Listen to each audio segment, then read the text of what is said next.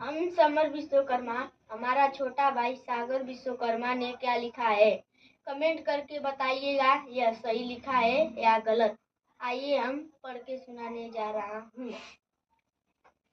लिखे गए शब्दों में क्या है? जानवर, फल, औजार, अनाज, औजार, सब्जी, मिठाई। लिखकर बताएं। हाथी क्या है? जानवर। लौकी क्या है? सब्जी। केला क्या है? फल। फरसा क्या है? औजार। खीरा क्या है? सब्जी। टमाटर क्या है? टमाटो। बर्फी क्या है? बर्फी। जामुन क्या है? फल। मूली क्या है? मुरई।